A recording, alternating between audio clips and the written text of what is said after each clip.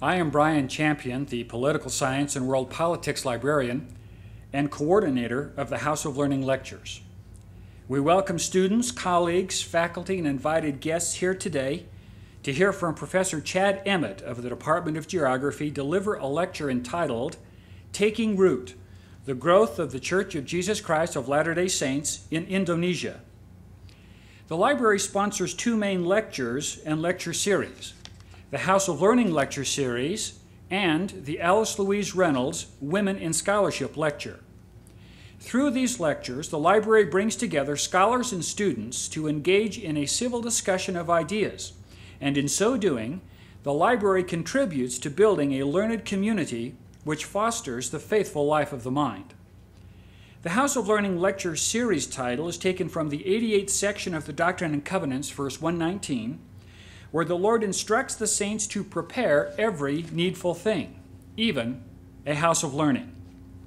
Because the library is the campus repository for the literature of all academic disciplines and scholarship, the library is well positioned to be considered BYU's House of Learning. The Harold B. Lee Library takes seriously its campus role as the intellectual heart of inquiry and knowledge, and is honored to provide this House of Learning lecture today. Now, about today's lecturer. Professor Chad Emmett earned a baccalaureate degree in secondary education from Utah State University and an MA in International Relations and Middle East Studies from BYU in 1983. He continued his graduate work at the University of Chicago, where he earned a PhD in geography in 1991. His interests in the Middle East and Islamic studies have a long genealogy. His dissertation at Chicago was entitled The Christian and Muslim Communities and Quarters of the Arab City of Nazareth, and the University of Chicago published his 1995 book entitled Beyond the Basilica, Christians and Muslims in Nazareth. His research has been published as articles in several distinguished journals, and his current research interests include the political influences on the spread of Christianity in Indonesia, a history of the LDS Church in Indonesia, the status of Christians in the Islamic world, and the relationship between the status of women and the stability and security of states. In addition to his scholarly works, Professor Emmett is a stellar example of student-centered mentoring, committed to providing inspired and inspiring direction to undergraduate and graduate students alike. It is a great pleasure today to welcome Professor Chad Emmett.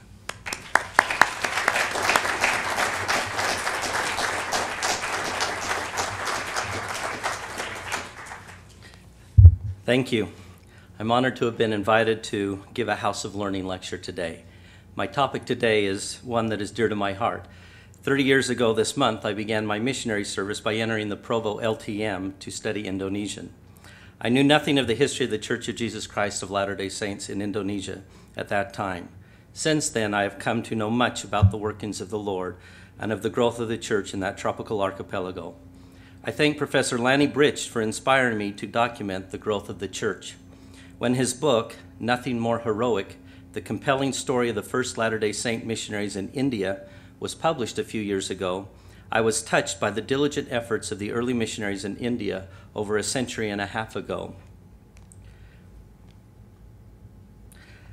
As I heard Professor Britch talk about these individuals, I realized that equally heroic peoples have helped to establish the church in Indonesia, and that their story did not need to wait 150 years to be told. Indonesia is a beautiful land of tropical rainforests, volcanoes, rice paddies, spices, and big modern cities. It is the fourth most populous country in the world, and it is the largest Islamic country in the world. The story of the church in Indonesia is unique in that Indonesia is one of the few Islamic majority countries in the world where the LDS Church is officially recognized and where convert baptisms are allowed. It has not always been easy, but through the years, with the help of merchants and missionaries, politicians and humanitarians, much progress has been made and strong roots have been established. To understand the diffusion of Mormonism in Indonesia, we need to first understand the diffusion of many other religions into this syncretic and multi-religious land. To be brief, Hindu and Buddhist traders brought their religions to what was an animist land nearly 2,000 years ago. Hindu and Buddhist kingdoms prevailed for centuries. Islam then entered the islands via Aceh, the veranda of Mecca, beginning in the 13th century. Gradually via coastal trading ports and then into the interior of many of the islands, Islam peacefully supplanted Hinduism and Buddhism, excepting Bali that still remains Hindu. Islam was still on the move when Portuguese merchants brought Catholicism to the eastern Spice Islands in the beginning of the 16th century. They were followed in the 17th century by the Dutch, who reluctantly, if it did not get in the way of profit, brought Protestantism. The continuous flow of religions into the region left the Dutch East Indies with strong and varied religious communities. This diversity led to a fundamental schism within Indonesian society about what the nature of an independent state should be. Muslim nationalists wanted an Islamic state, while Sukarno and others struggled for a more inclusive state with greater religious freedom. Sukarno and his supporters eventually prevailed, and Indonesia was founded as a Pancasila state, the 5 founding principles on which Indonesia is based. And the first founding principle of Pancasila, you can see on the top, Ketuhanan Yang Maha Esa means a belief in one supreme being. So the idea was that all people in Indonesia, no matter what their religion, would believe in one supreme being. The Pancasila also recognized 5 official religions: Islam, Protestantism, Catholicism, Buddhism, and Hinduism. If the Muslim nationalists had won the battle and if Indonesia had emerged as a Sharia state, then Mormon and other missionaries may not have been permitted to enter the country. A communist coup in 1965 led to the fall of Sukarno. His successor, General Suharto, also rejected the idea of Islam being a state religion. The communist coup that brought Suharto to power had lasting impact on Christianity in the country. It is estimated that in the aftermath of the bloody massacres that followed the coup, as many as 1 million Muslims on Java converted to some form of Christianity. Following a long history of religious diffusion and conversion, the establishment of a pluralistic state, and the political upheavals that compelled peoples to seek comfort in religion, the late 1960s seemed to be an ideal time for the LDS Church to enter Indonesia. One couple was in the right place at the right time to help. During World War II, Maxine Tate from Tooele, Utah, served with the Red Cross in the Philippines. There she met and married Pete Grimm. Following the war, they remained in Southeast Asia and set up a profitable shipping company. Throughout the 1950s and 60s, Pete and Maxine Grimm would travel throughout Indonesia on their boat, the Lanakai. In her travels, Maxine was always a missionary, distributing cases of the Book of Mormon in both Dutch and English and other church pamphlets that she would hand out to harbor masters and merchants in every port the Lanakai visited. On one stop in Jakarta, they met Jan Walando, shown here in the center with the dark glasses, a Christian from northern Sulawesi and a close friend of Presidents Sukarno and Suharto.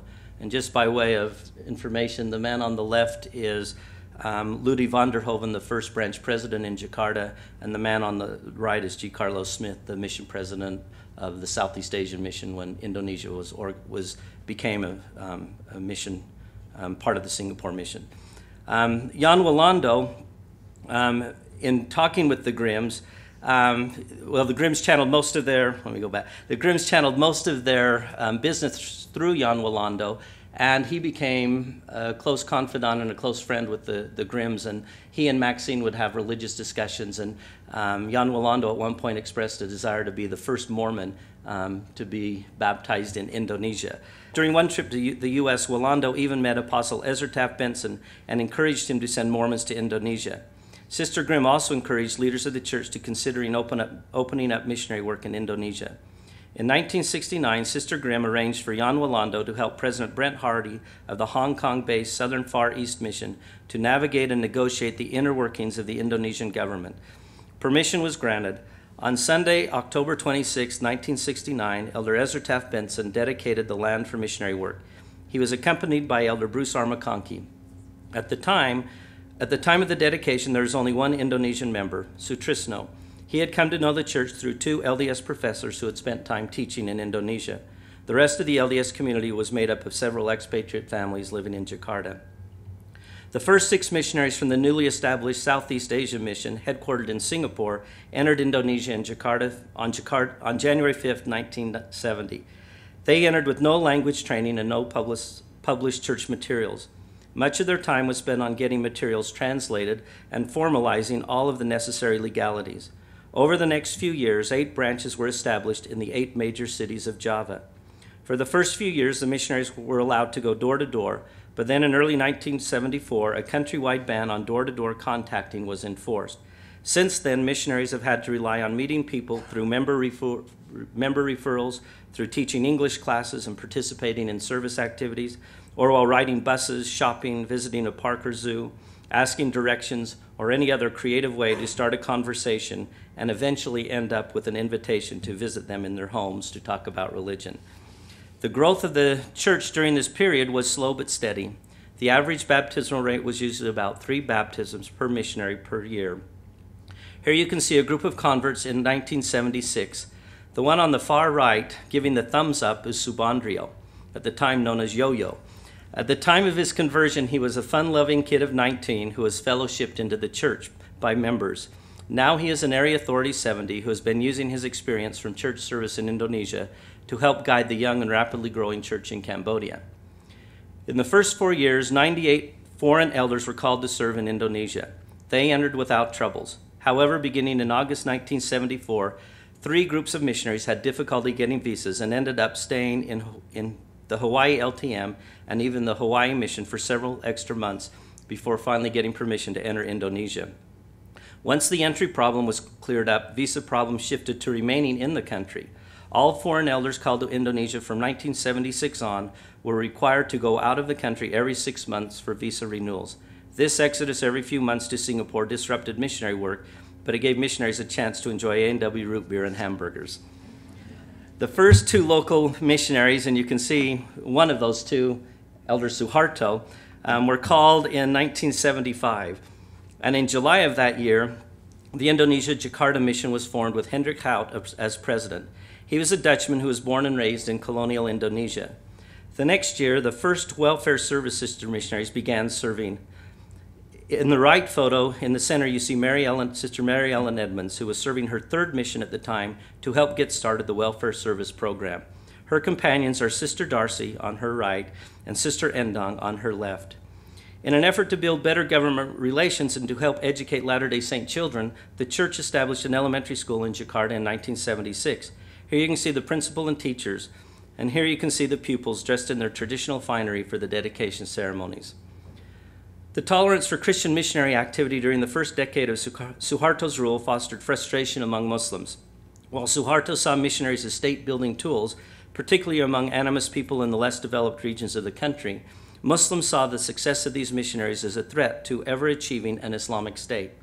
Pressure from an increasingly active Muslim community prompted the Minister of Religion in August 1978 to issue 2 decrees to severely limit the ability of foreign missionaries to work in Indonesia.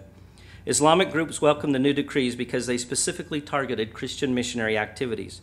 Christian groups, however, felt as if the decrees were unfair because it weakened the founding concept of freedom of religion. Christians also emphasized that many of the Javanese Muslim converts to Christianity were Muslims in name only, and that Christianity was therefore not a threat to true followers of Islam. In October of 1978, the Indonesian Council of Churches issued a message calling for a return to true religious freedom by acknowledging the universalizing nature of religions and the requirements therewith to engage in missionary activities. The implementation of the decrees was not instantaneous, in part because of the vocal Christian opposition, which led to the suspension of the decrees in January 1979.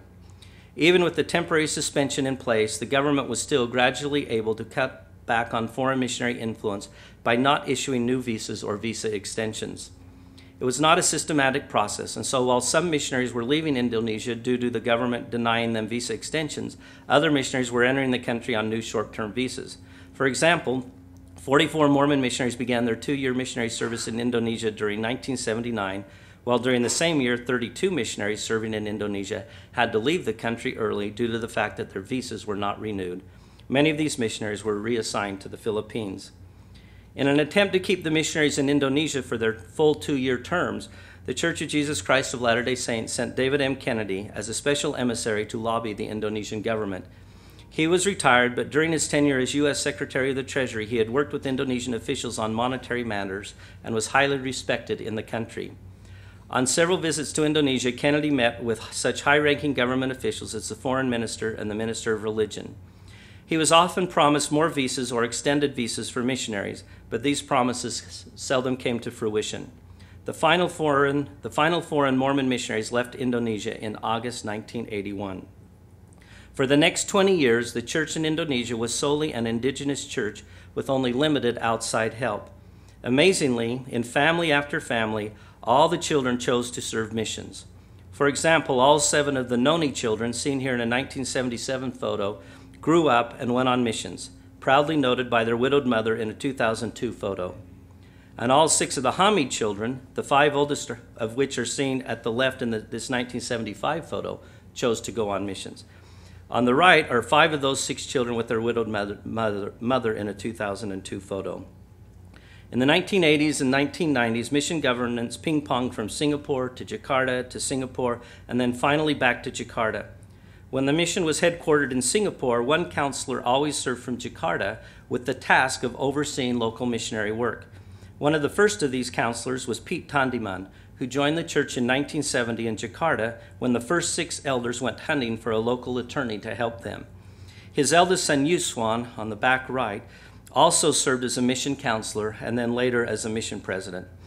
While foreign elders were not allowed to serve during the 1990s, foreign senior couples did serve in Indonesia in a modified way.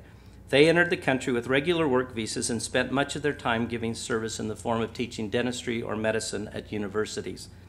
These couples helped build bridges and provided fellowshipping and leadership in the church. Current government attitudes toward foreign missionaries have somewhat ameliorated in the past few years. This softening of restrictions began during the administration of President Abdurrahman Wahid, who served as Indonesia's 4th president from October 1999 to July 2001. President Wahid was deeply ecumenical and tolerant of all religions, while at the same time he was passionate about Islam, evidenced in part by his longtime service as the leader of Nahdlatul Ulama, Indonesia's largest Islamic organization. His egalitarian views meant that he was supportive of a non-sectarian state as espoused by the Pancasila, while his devotion to Islam led him to support a non-secular state where the dominant religion, namely Islam, was an important element of society. Wahid's openness to all religions is evidenced by his January 2000 lifting of the 1967 ban on the practice of Confucianism and the government's June 2001 lifting of its 25-year-old ban on Jehovah's Witnesses. In the mid-1990s, Wahid met Hal Jensen, an LDS businessman who had long-term dealings in Indonesia. Jensen arranged to meet with Wahid to ask him a question about how a certain project would fare among Muslims. In that meeting, Wahid offered Jensen some tea. Jensen gave his standard reply, "No thank you, I don't drink tea. I'm a Mormon." When Wahid heard that Jensen was a Mormon, he proceeded to tell Jensen all he knew about the religion. For a Muslim from Indonesia, his knowledge was extensive due to his very ecumenical views and through his experiences as one of the founding members and current chairman of the World Council of Churches. The Mormon and Muslim discussed religion for several hours, and then Wahid invited Jensen back for many future visits. From these initial meetings, the 2 men developed a strong friendship based in part on their strong religious beliefs and from their shared antipathy for the rampant corruption found in Indonesia. Back in the United States, Jensen visited with President Packer and told him about Wahid, his poor eyes, his leadership of Indonesia's largest Islamic organization, his being president of the World Council of Churches, his involvement in Indonesian politics, and his potential to become president. President Packer obviously expressed an interest in meeting Wahid and offered to help arrange for the operation. President Packer then contacted Dr. Randall Olson at the Moran Eye Center at the University of Utah and requested that he arrange for an eye operation. Wahid was accompanied on his visit to Salt Lake City by Alwi Shihab, the third man from the left in this photo, who at the time was teaching Islamic law at Harvard and who later would serve as Wahid's foreign minister. When Wahid arrived in Salt Lake City, he received a blessing from Elder Neil A. Maxwell, had the operation, which offered only little improvement in one eye, and then met with the First Presidency, at which time President Hinckley also gave Wahid a blessing. Wahid also traveled to BYU for a Saturday lunch with faculty and leaders, as shown in this photo. Wahid then returned to Indonesia, where he jumped back into the unpredictable and oftentimes troubled political landscape. 2 months after his visit to Salt Lake City, Wahid surprisingly emerged victorious as the first truly democratically elected president of the world's newest and third largest democracy. Less than a month later, Wahid embarked on his first major international trip. One of these stops was Salt Lake City for a follow-up appointment at the Moran Eye Center. During this visit, he once again stayed in Hal Jensen's Deer Valley home, where he used part of his time to finalize the formation of his government. He was also able to meet for a second time with President Hinckley. During this visit, Wahid extended a presidential invitation to President Hinckley and President Packer to visit Indonesia as his official guest. They accepted the invitation. Plans were put into place, and a visit to Indonesia was included on the itinerary of President Hinckley's January 2000 trip to the Western Pacific region. Then in December of 1999, Christian-Muslim conflicts flared again in the Maluku Islands and on the island of Lombok. Given the growing sectarian unrest in certain parts of the country, church security was obviously concerned about the safety of President Hinckley. On January 19, 2000, at 11:00 p.m. Jakarta time, President Hinckley's secretary, Don Staley, called Mission President Subandrio. A young-looking Energizer bunny is how I would describe him. This is just a few years before that call would have been made. President Subandrio got a call from Don Staley to discuss security concerns about the planned visit. Brother Staley told Subandrio that the brethren were currently in a meeting and that after the meeting, President Hinckley would like to talk to him. As recorded in an email message, Subandrio then told Staley, "I will wait for the prophet's call if it takes the whole night." Subandrio goes on to relate, quote, "After I hang up the phone, I was nervous, worrying that the visit would be canceled. So I prayed very, very hard, pleading to the Lord that he will tell the prophet to come and take care of our country's problems. At 1:30 a.m., President Hinckley's secretary called and told me that President Hinckley wanted to talk to me. President Hinckley asked me about the security situation in Indonesia. I told him that there is a problem. However, when he comes, he will bring peace, good news, and blessings to the saints and the country. So I told him, please come. He said, okay, I will come. I'll see you in Jakarta. In Indonesian culture, and in particular Javanese culture, there is a distinct hierarchy that requires underlings to be subservient and respectful to elders. If Subandrio had chosen to act in a true Javanese way, he would never have been so bold or so un-Javanese as to directly tell President Hinckley what to do. He would have humbly said something along the lines of, do whatever you think is best, President Hinckley. But Subandrio was no longer a typical Javanese underling. He was a seasoned Mormon and a mission president who understood that his calling and responsibility in the church necessitated that he give sincere counsel when counsel was sought. President Hinckley was true to his word, and in January 2000, he became the first president of the church to visit Indonesia. He and President Packer spoke at the gathering of 1,800 Latter-day Saints. They also met with President Wahid. President Hinckley had asked President Subandrio if he had any special requests for President Wahid. Subandrio, with a local missionary force of only a few dozen, requested foreign missionaries be allowed to enter the country again. The request was conveyed, and surprisingly, Wahid agreed. It took a while to negotiate the bureaucracy, but finally, in early 2001, the calls came. They came to 8 unsuspecting, hand-picked elders from Canada, Germany, and Australia who had already been serving for up to 8 months in various missions of the Western United States. These young elders were called in by their mission presidents on a Friday and told that they were being reassigned to the Indonesia Jakarta mission and that they were to report on Monday to the MTC, again, for 2 months of Indonesian training. There were no recently returned missionaries to teach at the MTC, so Sister Anna Butler, from this 1977 photo, she's in the red bandana, she was recruited along with 3 graduate students from Indonesia to do the teaching. It was a rare occurrence to have 3 LDS Indonesians at BYU at that time. Sister Butler is a native of Jakarta who, like several other converts from the mid-1970s, initially became interested in the church through her membership in the Osman fan club. Sister Butler, seen here with fellow interpreters at the conference center, has spent the last 27 years helping teach at the MTC and coordinating Indonesian interpretation for the church. It is a good thing she saw the wholesome-looking Osman family on the cover of an Indonesian magazine years ago. The second group of 4 missionaries called out of U.S. missions to serve in Indonesia included Willem Suko on the left. His mission service included the MTC, New Jersey, for a few months, then back to the MTC for 2 months of language training, Indonesia for a few months, and then following the fall 2001 U.S. invasion of Afghanistan, a precautionary transfer to Australia for a few months, and then back to Indonesia to finish out his mission. Initially, the Indonesian government offered 18 visas for elders and visas for 18 senior service couples. Initially, the elders went in as religious experts who had helped train local members. One was listed as a Bible expert, another as a Book of Mormon expert, another as a music expert. They were and still are required to be companioned with a local Indonesian elder. In recent years, the image of the church in Indonesia has been positively benefited by the ongoing humanitarian efforts of the church, especially those associated with the many natural disasters that have struck poor, seismically challenged Indonesia. One such positive benefit occurred following the November 2004 earthquake in the eastern island of Alor. The church provided relief funds directly to Dr. Alwi Shihab's governmental ministry. This friendship with Shihab had grown out of his initial meeting with church leaders when he visited Salt Lake City with Abdul Rahman Wahid in 1999. Shihab was impressed that this was the first Christian church to offer relief to the Muslims in Alor.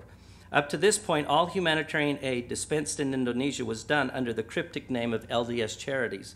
But Shihab chose instead to identify the giver of the aid by the full name of the church, Gereja Yesus Kristus dari Orang-Orang Suci Zaman Akhir. From that reference onward, the full name of the church has been used in correspondence, on shipping documents, on boxes and pallets at airports, and in interaction with government and non-governmental agencies. Later, when aid was delivered to tsunami survivors in Aceh, they noticed Church of Jesus Christ on all of the boxes. When later boxes arrived, one man was heard to exclaim that another donation from the Jesus Church had arrived. Shortly after the devastating December 26, 2004 tsunami off the coast of Aceh, in which an estimated 170,000 Indonesians perished, the LDS Church started a major and continuing relief and rebuilding effort. By chance or by miracle, 9 pallets of medical supplies were already in Jakarta. They were part of a shipment only a few weeks earlier of eye surgery equipment for another project in Jakarta, and someone in Salt Lake was inspired to fill the remainder of the container with medical supplies. In addition, 2 full containers of clothing that had been shipped to Indonesia 6 months earlier for another project had only just the week before cleared customs and were in country ready for the greater need in Aceh.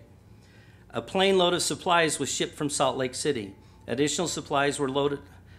It contained 84,000 pounds of food, 36,000 pounds of clothing, 41,000 pounds of medical supplies, and 42,000 hygiene kits. The landing of the plane was a minor miracle. Listen to the reporting of Elder Tom Palmer, a humanitarian service missionary serving in Jakarta at the time. He writes, "This plane was headed for Medan, Indonesia, and was told in flight that it would be unable to land there. Elder Subandrio, Gary Flake, and I were in Medan's Polonia Airport to meet the plane and in cooperation with Islamic relief officials in Indonesia to provide distribution of onto the needed destinations. We were advised that 1, there was no proper unloading equipment, 2, there was no longer a time slot for the plane at the congested airport because it was delayed, 3, there were cargo planes that needed unloading to open the way, and 4, there were 2 other planes that were scheduled to arrive and we could not land unless they failed to show. He goes on to write, "We witnessed the hand of the Lord through his servants to clear the way for the landing. A time slot was made, a cargo plane unloaded, and 2 planes fell to show. In a very short time of our arrival at the airport, the Lord was in charge of this international airport, with Elder Subandrio directing the work. From the air traffic control tower to the security guards to the airport tarmac patrol, all were responsive to Elder Subandrio, as we freely walked among planes in and out of secured areas, interacting frequently and directly with the tower. We joined hands with an unloading crew and the local missionaries to help unload a Russian cargo plane that had to be unloaded within 2 hours or our plane could not land. In 2 hours, the plane was unloaded to the amazement of their crew and airport officials. Just as we left the cargo bay of this plane, we witnessed that our plane had arrived. Initially, they were going to refuse any unloading due to inadequate equipment, but they saw our determination and witnessed the unloading of the lower cargo bay by hand. A missionary in white shirt and tie on one end of a 100-pound bale of clothing and a Muslim brother on the other, we unloaded bell after bell. The crew of the airplane was so impressed with our young elders, they sent from the cockpit before their departure a package of goodies from the U.S." End quote. These supplies were augmented with local purchases which included food, water containers, medical supplies, and clothing, as well as 9,700 locally assembled kits, 50,000 body bags, 3,000 sleeping bags, 1,000 kitchen sets, handheld communication devices, and 100 motorbikes for medical personnel to use in traveling to isolated areas. For the next 2.5 years, supplies arrived and projects were implemented. Other projects included medical and surgical equipment for 10 hospitals, 3 ambulances, 4 vehicles, laundry equipment, dental unit, temporary housing for 50 single mothers, 5 school buses for displaced children, sewing machines for 900 families, sports and recreation equipment, trauma counseling and training, rehabilitation training and equipment, water and sanitation systems for 20 villages, a water purification system for an orphanage, 46 hospital beds, dental services for orphans, a water treatment system for an Islamic school, library books and computers for 4 schools, and the construction of 900 family homes. One of the other successful projects overseen by Elder and Sister Ham, shown in the lower right, included dragging washed-up boats to shore, fixing them, and then outfitting them with new nets and new motors. 84 boats have been repaired and have enabled hundreds of men to get back to work. These projects were done in cooperation with either an Indonesian government ministry or agency, including the Office of the First Lady, the Ministry of Health, and the Ministry of Social Welfare, with local Islamic organizations including Wahid's Nadlatul Ulama, the State Institute of Islamic Studies, and the Foundation for Islamic Education, and with international relief agencies and organizations, including Islamic Relief Worldwide, Adventist Development and Relief Agency, International Organization for Migration, and the Austin International Rescue and Relief Operations. In May 2006, $1.6 million in supplies were sent by the church to Central Java in cooperation with Islamic Relief International following a devastating earthquake. Once again, local members and missionaries provided food and relief kits and help for the afflicted. The aid has not gone without notice. Church leaders from both Indonesia and church headquarters are now well known and highly appreciated in Indonesia. President Packer and Elder Bednar traveled to Indonesia in February 2005 to monitor tsunami relief and to meet with government officials. They were able to tour Jakarta's largest mosque, and with the approval of the head cleric, President Packer offered a prayer in which he, quote, blessed the mosque and all who attend to pray and worship. Last October, Alwi Shihab, who is now serving as the presidential advisor and special envoy to the Middle East, came to BYU and delivered a forum address. He was warmly introduced by President Packer. Both men spoke of their friendship and mutual respect and of the need to be tolerant and understanding of other religions. Earlier this year, President and Sister Jensen, the recently released mission presidents, and Elder and Sister Peterson, the recently released humanitarian service directors, were able to visit with the First Lady of Indonesia, who thanked the church for all of its assistance, some of which has helped fund projects of the First Lady's office. Just last month, I witnessed a district-wide enrichment activity in which Relief Society sisters and young women of the Jakarta district gathered in the South Jakarta Chapel to make 300 comfort pillows in anticipation of the next natural disaster. Last week I received word that these pillows have been included in church aid now being dispersed in West Sumatra following the September 12th earthquake in Bengkulu. And the woman who organized this, twice now they've made blankets or pillows in anticipation, and there's always an earthquake shortly thereafter, so she's beginning to wonder if she should stop anticipating. The church was very careful not to mix missionary work with humanitarian work. No missionary work was ever allowed in very Islamic Aceh, and unlike some other Christian aid efforts, no religious materials were sent in along with the relief supplies. Since the beginning of the LDS tsunami relief, the number of visas for LDS missionaries has increased from 36 to 54, with each senior couple counting for only one visa. No visas were asked for or promised as part of the relief effort, but apparently the improved Mormon governmental relations have made it possible to request and receive additional missionary visas.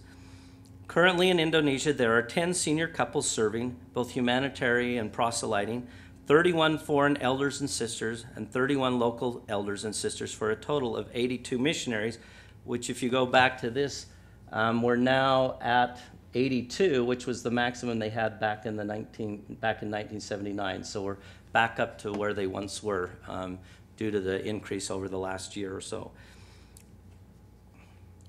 The two elders at the right are Elder Kaipo, a Maori from New Zealand, and Elder Subadi from Solo, Central Java. The two sisters at the left are Sister Eder from Colorado. She is half Navajo and a graduate of Stanford University. Her companion is Sister Daisy Korniawati, also from Solo.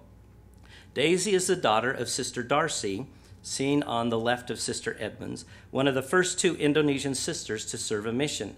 Darcy was a companion with Mary Ellen Edmonds. Sister Darcy raised Daisy as a single mom. Sister Darcy died of diabetes a few years ago, leaving Daisy an orphan. Daisy received no mail the first few months of her mission because of no family members to support her. She then got permission to contact Sister Edmonds, who upon learning of Sister Korniawati's plight and out of love for her mother, decided to act as a surrogate mission mom, sending her weekly emails and packages. Currently, church membership is about 6,000, with 21 branches in 10 cities. There are 3 districts and 1 mission. All of this goodwill and gradual growth does not mean that it is now clear sailing in Indonesia. The Christian minority still has to deal with the limitations of existing in a Muslim country. In addition, the church also has to deal with the perception among most Indonesian Christians that it is a false church. Challenges in getting church buildings approved and built illustrate these challenges. In the East Jakarta suburb of Bekasi, which now has 2 branches, the church encountered considerable difficulty in getting a church building approved. Agus Setiawan, who works for the church overseeing the construction of new buildings, went to Bekasi in 1996 to seek approval from the local leaders for general approval to build a church at a yet undetermined location. He went to 7 different levels of political authority, from the local neighborhood leader up through larger geographic divisions, eventually ending up at the mayor's office. It took 1.5 years to navigate the various administrative levels, and in the end, he was unsuccessful in gaining permission. Indonesian law requires approval from a certain number of neighbors to ever even begin to build a place of worship. By this time, church leaders had come to realize that if a church was to be built in Bekasi, it would have to be in a non-residential area. And so a 3-story parcel was purchased in the isolated corner of a strip mall type office retail housing complex called a ruko, short for Rumah Toko, or house store. And generally the store is on the first level and the house is on the upper 2 levels. The 3 stories were then remodeled, and you can see here's the entrance, and then it's these 3 stories. So it's that section right there is the church. The 3 stories were then remodeled to include classrooms on the first floor, a chapel on the second floor, and a multi-purpose room on the 3rd floor. There is an angel Moroni on the front door to identify it as a Mormon church, but there is no official name of the church on the building, a steeple, or any other religious markings to identify it as a church. On this picture taken from the roof of the church, looking out to the east, you can see that the retail complex abuts a residential community, and you can see 1 and 2 mosques. There are about 8 mosques surrounding this retail structure, but they don't care because they don't see or hear, and it doesn't look like a church. And Currently, there are 4 Christian churches renting or buying retail areas in that strip mall because they too can't get approval to build chapels in Bekasi. In the West Jakarta suburb of Tangerang, which also has 2 branches, opposition by neighbors and administrative leaders to the building of any Christian churches led the LDS Church to seek refuge in another retail complex. So here you can see the main road. Here's the front of that retail complex. But not wanting to draw attention to the church decided to locate on the back, isolated side of this retail complex. And here you can see the LDS Church is 1, 2, 3, 4, 5 storefronts, 2 stories. The only marker is this. You can't see it very well, but it's an OSZA, which is Indonesia for LDS. So that's all that is there, is just LDS above one of the doors. And they have remodeled the inside. This is the chapel interior. It takes up 4 of the storefronts, and then upstairs are the classrooms and the offices. On a more positive note, in 2001, Subandrio went to Surabaya to obtain permission to build a second LDS chapel. The person selling the property was a friend of the mayor, and so he told Subandrio to write a letter of application for a building permit and take it to the mayor, who was a Muslim, for approval. Subandrio delivered the letter to the mayor, who then granted permission. Subandrio then took the letter to the lower administrative officials for their approval. They had no choice but to approve what the mayor had already approved. The large chapel was completed and dedicated in 2002. In Christian Manado in northern Sulawesi, the opposition to the church has come from fellow Christians. Last year, the church was drawn front and center into a religious debate about whether or not the Mormon church was Christian or whether it was a false religion. The debate began when elders traveled to a nearby city to teach a young man named Rusty, seen here in the blue shirt, whose sister had joined the church while working in Singapore. Christian neighbors objected and took the 2 missionaries to the police station for questioning.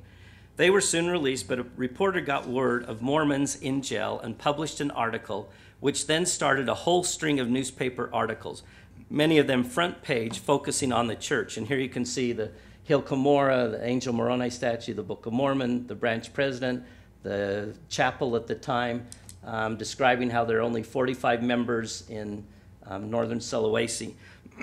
At the center of the debate was President Bobby Mongan, now in his 20th year as branch president.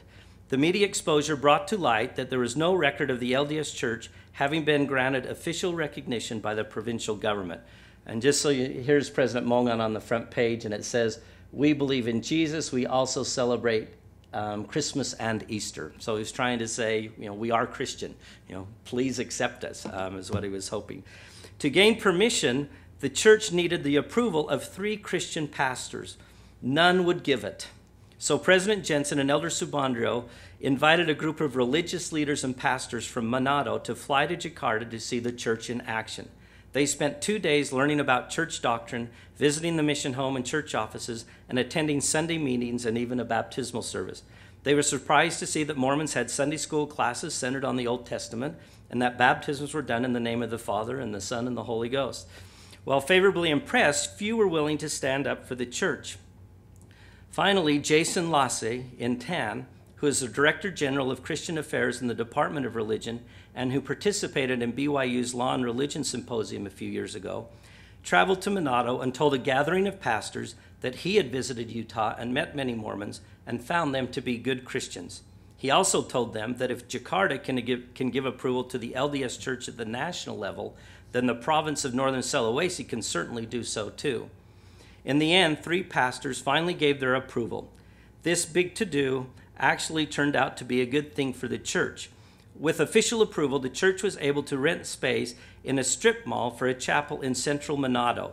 And it's in this strip mall here, right there. So instead, now the members of the church can meet in central Manado instead of a house that was used as a chapel out in the rural areas and was hard to reach. Here you can see the strip mall church, and there prominently displayed is the name of the church, which is now okay in Christian Manado because we have official recognition. When I was in Indonesia last month conducting interviews, I had the opportunity to meet with many wonderful members. One couple was Brother Cianto and Sister Yanti from Bandung. They shared their conversion story with me. One day in 1999, Cianto bought a Book of Mormon, the Kitab Mormon, at a used bookstore. He read it and believed, but didn't know what church used the Book of Mormon. He never noticed the name of the church in the front of the book.